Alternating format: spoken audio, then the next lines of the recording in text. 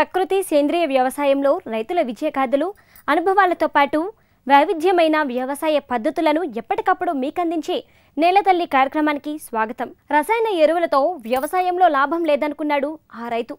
వ్యవసాయం చేయడం దండగనుకున్నాడు.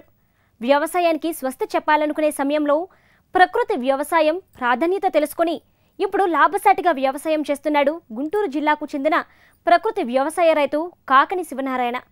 ప్రకృతి సాగులో అంతర్జాతీయ ఖ్యాతి కూడా లభించింది ఆయనకి. మరి ఆ రైతు వ్యవసాయం ఏంటో చూడాలంటే గుంటూరు జిల్లా అన్నవరంలోని అరటి తోటకు వెళ్లాల్సిందే.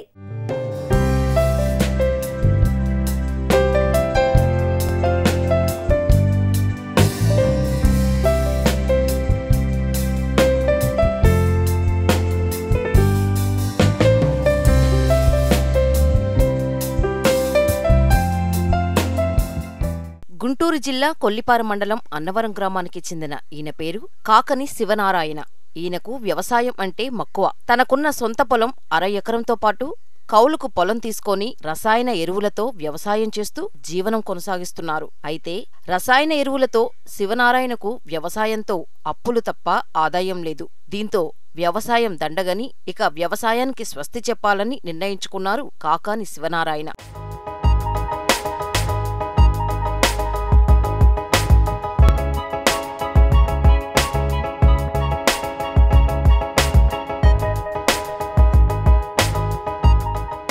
ఆ సమయంలోనే అనంతపురం జిల్లాకు చెందిన కమ్యూనిటీ రిసోర్స్ పర్సన్ రంగప్ప పరిచయమయ్యారు. ప్రకృతి వ్యవసాయంపై అవగాహన కల్పిస్తూ ఎలాంటి రసాయనాలు వాడనవసరం లేదని చెప్పడంతో ప్రకృతి వ్యవసాయం అంటే ఎలా ఉంటుందో చూడాలని ప్రకృతి సాగును మొదలుపెట్టాడు రైతు శివనారాయణ. ఈ ప్రకృతిలో రావాలని ఎందుకు అనిపించిందంటే, నేను ఆ పెట్టుబడి ఎక్కువ అవుతుంది, నేను వ్యవసాయం మానేద్దామని అనుకున్నానండి. నేను వ్యవసాయం మానేద్దాం అనుకుంటే రంగప్ప గారు అని ఒక ఆయన ఐసీఆర్పి వచ్చాడు.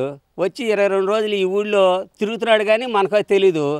ఒకనాడు మేము ఫంక్షన్ భోజనానికి వెళ్తుంటే, ఏమండి ఏంది యాసకాలం మీరు ఎవరండి, ఏ ఊరంటే నాది అనంతపూర్ జిల్లా, నేను ప్రకృతి వ్యవసాయం చేపిస్తానికి వచ్చానండి అన్నారు. నా ఫోన్ నెంబర్ తీసుకుని, లేదన్నా నేను వ్యవసాయం మానేస్తున్నాను, నాకు దండకు వచ్చేస్తుంది, అప్పులు తెచ్చి ఆడబెట్టను, నేను వద్దని నేను మానేసేస్తే, లేదన్నా నీ ఫోన్ నెంబర్ ఇవన్నా నీకు నేను చేసి పెడతాను, ఆవు పేడ ఆమూతతో పండించుకోవచ్చు అని అన్నాడు. సరే లేదు నాన్న ఇట్టా చెప్తారు, నేను రాను అంటే, కాదన్నా నువ్వు చేసి చూడు నీకు తెలిసిద్ది అన్నాడండి. అంటే నా ఫోన్ నెంబర్ తీసుకుని నేనేదో ఎక్కడికి వెళ్ళొస్తే నా ఇంటికి 1 గంటకి మెట్ట మధ్యాహ్నం ఇప్పుడు 1 గంటకు వచ్చాడు. మే నెలలో 1 గంటకు వచ్చి, అన్న నువ్వు రావాలన్నా నువ్వు చేయాలన్నా అన్నాడు. 22 రోజులకి వచ్చాడు. నేను ఎవరు రావట్లేదు ముందుకి అని అంటే, కాదన్నా నువ్వు రా అన్న అంటే 1 గంటకు వస్తే నేను నాడప్పలో మా ఊళ్ళో 25 నాడప్పలు కట్టించా. ఏది ఆకులు అవన్నీ వేసి సేలుకి బలానికి అవన్నీ నేను నాడప్పలో వేసి కట్టించి, నన్ను చూసి మా ఊరు మొత్తం కట్టారు. కట్టి అది పోసి ఎరువు తయారైద్దండి. ఆ ఎరువు తయారైతే బలం చేనికి అది పోసి అది తయారు చేశా. ఇది రామకప్ప గారు వల్ల నేను ఈ స్థితిలోకి వచ్చి దీంట్లో దిగాను. నా పని బాగుంది. ప్రకృతి వ్యవసాయంలో భాగంగా 2 దేశీ ఆవులను కూడా పెంచుతున్నారు రైతు శివనారాయణ. అరటి పంటకు కావలసిన పోషకాలను సహజ రీతిలో జీవామృతం, ఘన జీవామృతాలను అందిస్తున్నారు. అంతేకాకుండా పసుపు పంటను సైతం సహజ పద్ధతిలోనే సాగు చేస్తున్నాడు ఈ రైతు.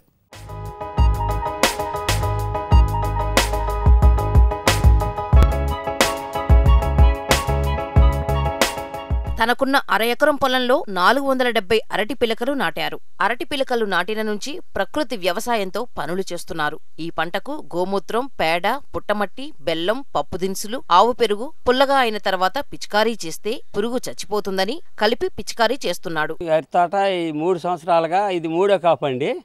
3వ కాపు అయితే నాకు మొదట 53 సెంట్లు 470 మొక్క పడింది. 470 మొక్కలు పెడితే 70 మొక్కలు పోయినా గాలికి ఏం ఒరగలేదు, పడలేదు, పోయినాయి. పోగా నాకు 400 మొక్క గట్టిగా దిగింది. 400 మొక్క గట్టిగా దిగితే ఆ 400 మొక్క నాకు రేటు 450 చేసి అమ్మాను. 400 చేనికాడ 350 చేసి కాడ ఆఖరిలో ఇచ్చేసా. నాకు పోయిన సంవత్సరం కాపు బాగుంది, ఇప్పుడు బాగుంది, నాకు నష్టం ఏం రాలేదు, బాగానే ఉంది. గాలి కాడ పడలేదు, నా తోట బాగానే ఉంది.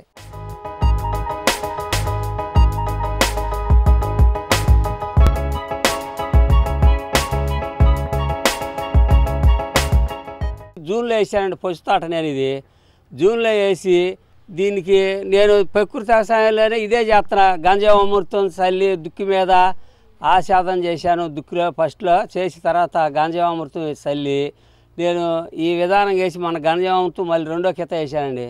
వేసి నేను దశపరిని కొట్టా. దీనికి పురుగు మందులు వాడురా, కొంచెం తెగులు వచ్చిందన్న నేను వాడను నా చేనుకని నేను దశపరిని కొట్టాను. మొన్న కొట్టి ఇన్నాళ్ళ నుంచి వర్షాలండి నేను దశపరిని తయారవ్వలేదు. ఆ విధానంగా నేను తీసి కొడితే నా చేలోకి ఆకు మేసేస్తుందండి. పురుగు మేసేస్తుంటే ఈ పురుగుని నేను దశపరిని కొట్టిన తర్వాత ఈ పురుగు చచ్చిపోయింది. ఇక నా చేనుకి ఇబ్బంది ఏం లేదండి. నేను పులట మజ్జిగ కొడతా, ఆవు మజ్జిగ ఉండే చేసి పొస్తాడికి తెగులు గిగులు అంతా పోతుందండి. దీనికి వర్షం వచ్చింది. వర్షం వచ్చి తామ ఆరకుండా దీనికి అప్పుడు తెగులు వచ్చింది, మచ్చ తెగులు వచ్చింది. ఆ మచ్చ తెగులు కొంతమంది పక్క తోటలో గోలు చేస్తాను, నువ్వు కొట్టని. నేను కొట్టను, నా దగ్గర దశపరిని ఉంది, ఆ దశపరిని చేసి తయారు చేసి కొడతానని ఈ పురుగు చచ్చిపోయిందండి. దశపరిని వాడా నేను మొన్న. పురుగు చచ్చిపోయింది చూడండి, ఆకు అతుక్కుపోయింది. పెట్టుబడి పెట్టింది నేను ఒక 3,000 రూపాయలు పెట్టుబడి పెట్టానండి. దీనికి 3,000 రూపాయలు పెట్టుబడి పెట్టా. ఏది పశువు నా సొంత పశువే, పశువు కొనుక్కొచ్చుకోలేదు. చేను కౌలు చేను 25,000 రూపాయలు అయింది. ఎకరం మాకు 50,000 రూపాయలు తీసుకుని కౌలుకి నేను ఆ విధంగా ఇది కౌలు చేయనండి. అరెకరం వేసా. పశువు నా సొంత పశువులో తీసుకుని నేను వేసుకున్నాను. నాకు పెట్టుబడి ఇప్పుడు 3,500 అయింది. నాకు ఏం గల కూలి నాగలే వేసుకుంటే అవి ఒక 5,000 కూలి వాళ్ళకి ఇవ్వాలి కదండి. కూలికి పశువు వేసినందుకు కానీ నాగలు వేసినందుకు కానీ అవి ఒక 5,000 అని ఇవి ఒక 3,000 మొత్తం నాకు అయింది 7,000 దాకా అయిందండి. 8,000 అయింది.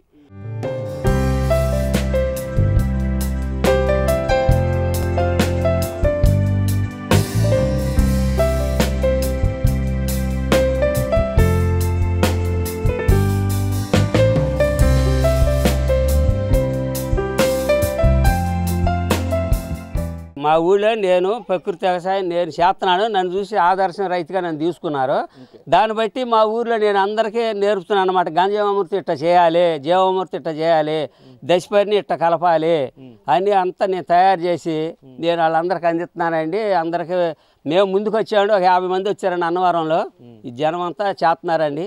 పక్క గ్రామాల కాడ వచ్చి తీసుకెళ్తున్నారు మా దగ్గర. నేను అందరికీ ఇస్తున్నాను. నేను ఆదర్శ రైతుగా తీసుకుని దేశం అంతా మోడీ గారు పెట్టింది, దాన్ని నేను ఆదర్శంగా తీసుకుని దేశం మొత్తానికి వ్యాపించాలి మనం ప్రకృతి వ్యవసాయం అనేది అని చూపిస్తున్నాడు. మోడీ గారు పైన ఉన్నాడు కదా, మోడీ గారు పైన ఉన్నప్పుడు మనం ఏముంది కింద, మన జాతానికి ఏముంది, మనం చేయాలి, ఆ పేరు నిలపాలని నేను బాగా ముందుకు వచ్చానండి. రైతులందరూ నన్ను సహకరిస్తున్నారు, అంతా అడుగుతున్నారు, వస్తున్నారు. పెట్టుబడి తగ్గించుకుంటూ మేలైన దిగుబడులు సాధించడం ప్రకృతి వ్యవసాయ ముఖ్య లక్ష్యం. ఇందులోనూ కాస్తో కూస్తో పెట్టుబడులు ఉన్నా నాణ్యమైన పంట, లాభదాయక వ్యవసాయం సాధ్యపడుతుంది. ఆ విధంగానే ప్రకృతి వ్యవసాయంలో ఆదర్శ రైతుగా నిలిచాడు. కేంద్ర స్థాయిలో గుర్తింపు దక్కించుకున్నాడు.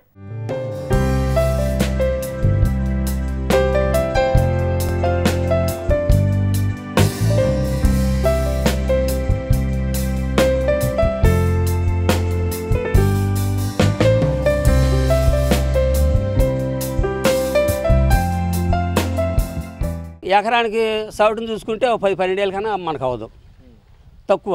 వాళ్ళకంటే 40-50 అవుద్ది పెట్టుబడి. పిండి కట్టలు ఎక్కువ వేయాలని, నాగేల బాగుండాలి, పిండ్ల మీదే పండిస్తూ ఉంటారు. ఆ భూమి ఏమైందంటే సట్టు వేసుకుపోద్ది. భూమి వేసుకుని నీళ్ళు కాడ తీసుకోదు.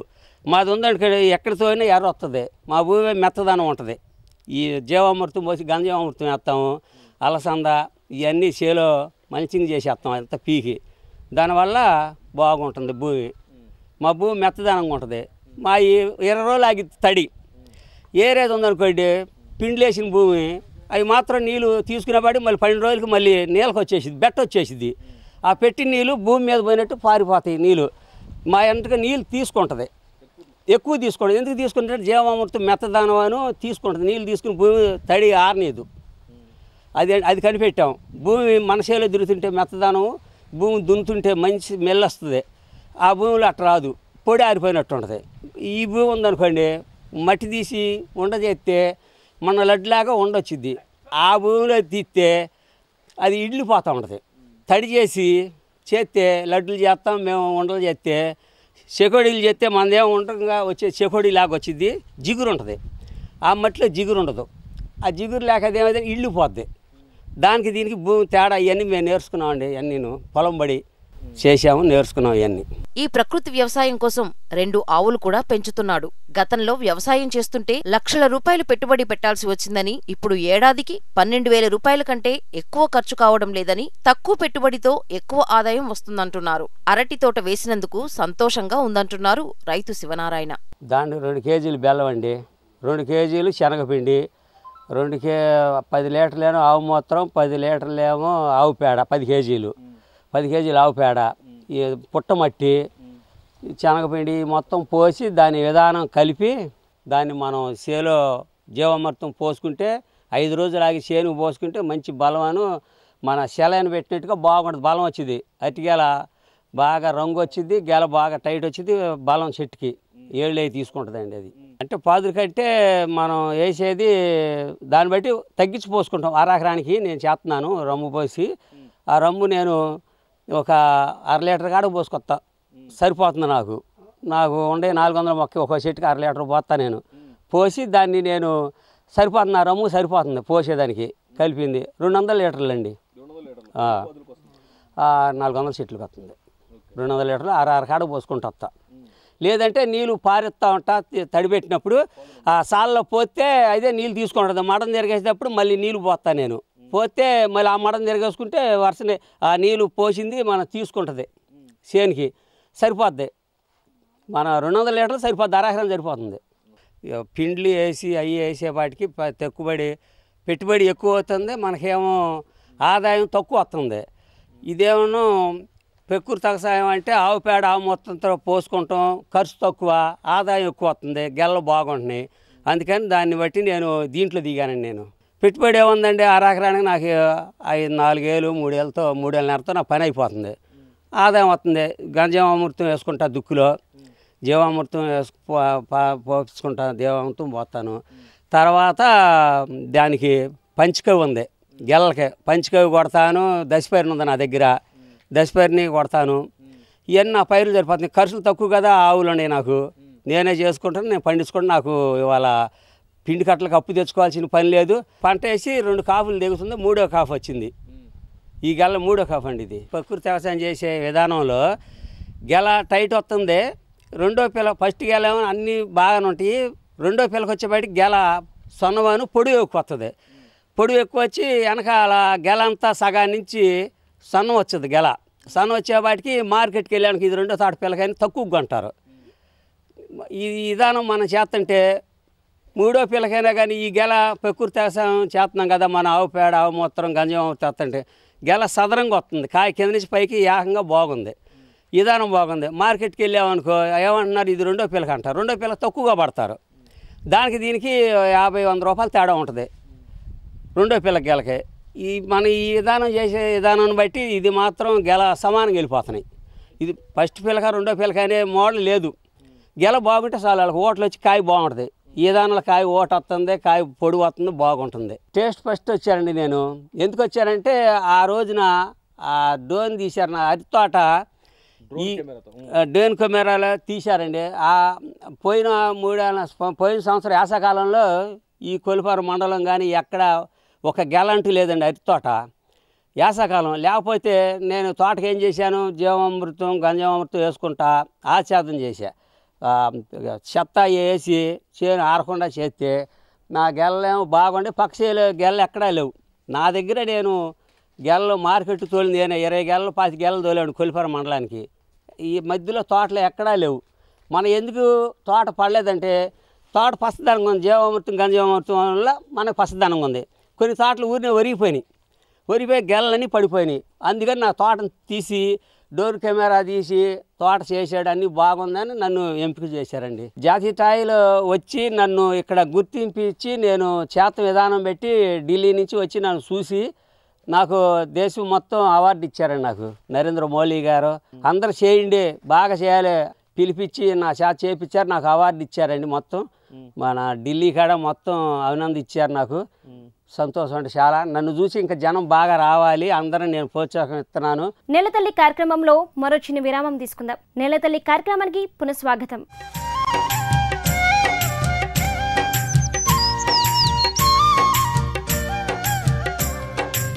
ప్రకృతి వ్యవసాయాన్ని లాభసాటి వ్యవసాయంగా నిరూపించాడు ఈ అభ్యుదయ రైతు. అందుకు గాను అంతర్జాతీయ ఖ్యాతి దక్కింది. FAO ప్రత్యేకంగా గుర్తించి అవార్డును అందజేసింది. ప్రకృతి వ్యవసాయంలో విజయాలు అందుకోవడమే కాక తోటి రైతులకు ఆదర్శంగా నిలుస్తున్నాడు రైతు కాకని శివనారాయణ.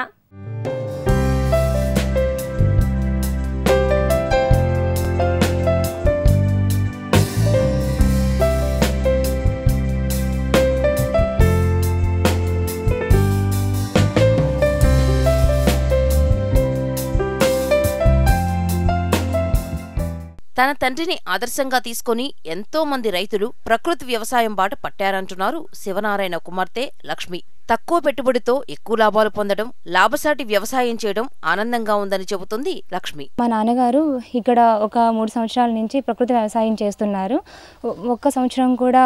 ఒక్కసారి కూడా మా నాన్న రసాయన ఎరువులు అనేది కూడా ఎక్కడ కూడా వాడలేదు. 3 సంవత్సరాల నుంచి కూడా మేము ఈ ప్రకృతి వ్యవసాయం చేస్తున్నాము. దీని నుంచి మేము చాలా లబ్ధి పొందాము. మాకు స్టేట్ గవర్నమెంట్ నుంచి కూడా చాలా సపోర్ట్ చేశారు. దట్ మాకు విజయ్ కుమార్ సార్ కూడా వచ్చి రిటైర్డ్ కలెక్టర్ ఆయన మన గవర్నమెంట్ నుంచి కూడా రైతు సాధికారత నుంచి కూడా ఆయన మాకు చాలా సహాయం చేశారు, సహాయ సహకారాలు అందించారు.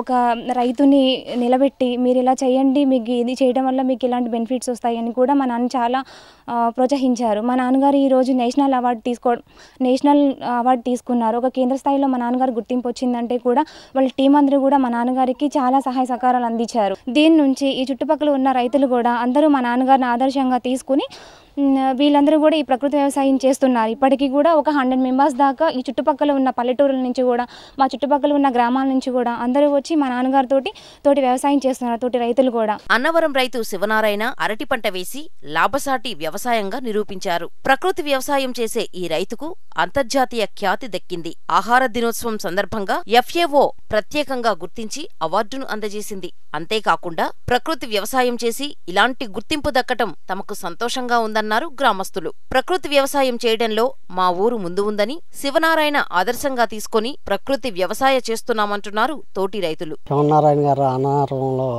ప్రకృతి వ్యవసాయం చేస్తున్నారంటే బాగుంది. గెల్లయి రేటు పడుతున్నాయి మార్కెట్ కంటే చూసి గెల్లలు కూడా బాగా రేటు పడుతున్నాయి అని వచ్చి నేను కూడా చూసి ఆయనది అడిగి ఆయన దగ్గర ఎరువులు తీసుకుని బొప్పాయిలు వేస్తున్నాయంటే మాది కొల్లిపరమంలో హనుమాన్పాలెం.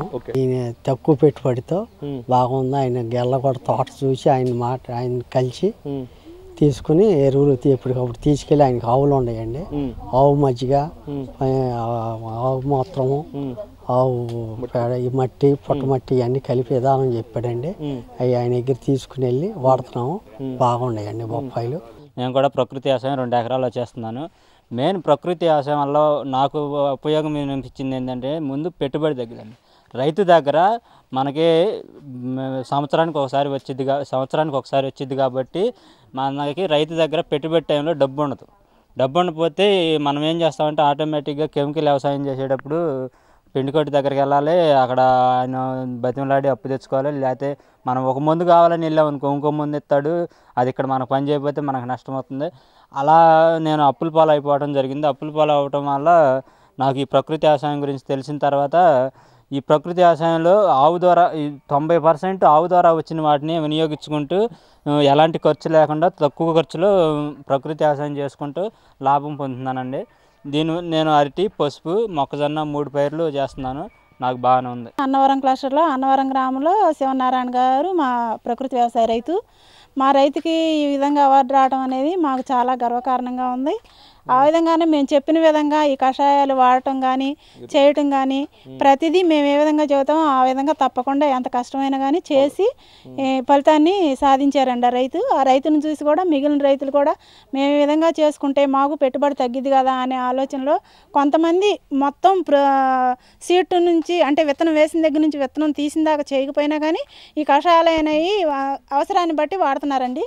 దానికి కూడా మా షాపు నుంచి కషాయాలు రైతులకు అందిస్తున్నారు. చేస్తున్నారు.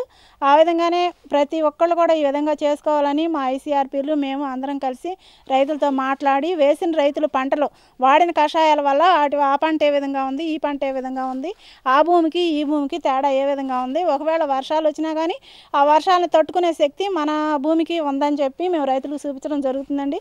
ఆ విధంగానే రైతులు కూడా చూసిన దాన్ని బట్టి నమ్మి మేము కూడా చేస్తామని ముందుకు వస్తున్నారు. మేము కూడా సపోర్ట్ చేస్తూ వాళ్ళకి కావాల్సిన కషాయాలను అందిస్తున్నామండి.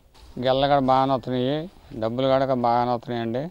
బాగానే ఉంది వ్యవసాయం. అది ఆ వ్యవసాయం కంటే ఈ వ్యవసాయం ఏది బాగుంది? దాని మీద ఇదే బాగుందండి.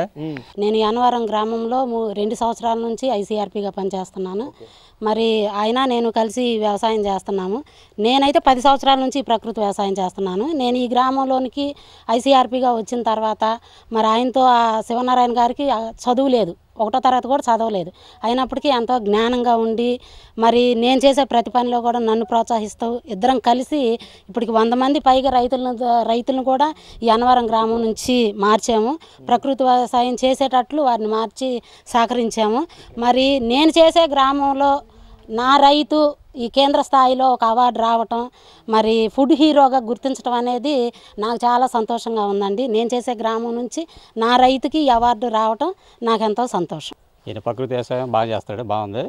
వచ్చే సంవత్సరం నేను కూడా ఆ ప్రకృతి వ్యవసాయం చేద్దామని సిద్ధమయ్యాను. ఆయనకి జాతీయ అవార్డు కూడా మాకు గర్వకారంగా ఉంది. రసాయన ఎరువులతో వ్యవసాయం చేస్తే లాభసాటిగా లేదని, ప్రకృతి వ్యవసాయం లాభసాటిగా ఉందని, తక్కువ ఖర్చు వ్యవసాయం చేయడం బాగుందని, పంటలో క్వాలిటీ ఉంటుందని, కానీ పంట అమ్మకం సమయంలో రసాయన ఎరువులతో పంట పండించిన రైతుకు ఒకే ధర, ప్రకృతి వ్యవసాయం చేసే పంట పండించిన పంటకు ఒకే ధరను ప్రభుత్వం కల్పించడం సరైన విధానం కాదని, ప్రకృతితో పండించిన పంటను ప్రభుత్వం స్వయంగా కొనుగోలు చేసి రైతులను ఆదుకోవాలని, ప్రకృతి వ్యవసాయం చేసే రైతులకు ప్రభుత్వం న్యాయం చేయాలని రైతులు కోరుతున్నారు. జనానికి తెలియదండి. దీనికి మార్కెటింగ్ పెట్టి మీరు కల్పించాలి, ప్రభుత్వం వాళ్ళు కల్పించాలి. ఇది ప్రకృతి పండించే గెల అని మాకు పండించి ఈ విధానం మేము పండిస్తున్నాం, శివనారాయణ గారి గెల కొనాలి అనేది మాకేముంది. నేను ఈ మధ్యన గెల 30 రూపాయలకి ఇచ్చాండి, పెద్ద పెద్ద గెలలో.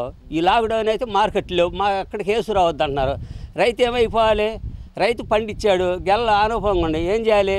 ఇట్టు వచ్చినట్టు వేయాలి. ఇది ప్రకృతిలో పండి మాకు పంపి అంటే మేము పంపిస్తాం. ఎవరు అడిగిన వాళ్ళు లేరు.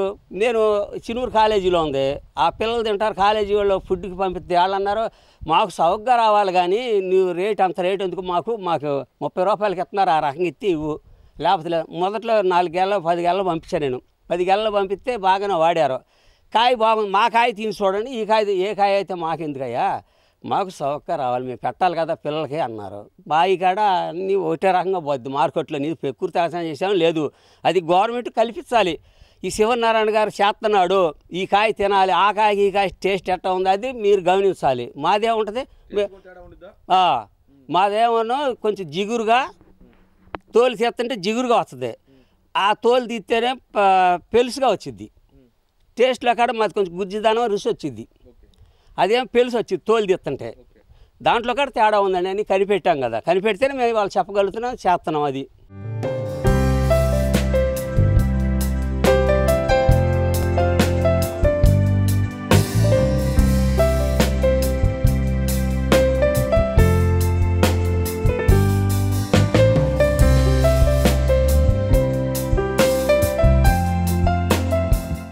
ఈరోజు ప్రసారమైన కార్యక్రమంతో పాటు రైతులకు ఉపయోగపడే మరింత సమాచారం కోసం మా హెచ్ఎం టీవీ అగ్రి యూట్యూబ్ ఛానల్ని సబ్స్క్రైబ్ చేసుకోండి. ఇది ఇవాల్టి నేలతల్లి కార్యక్రమం. నమస్తే.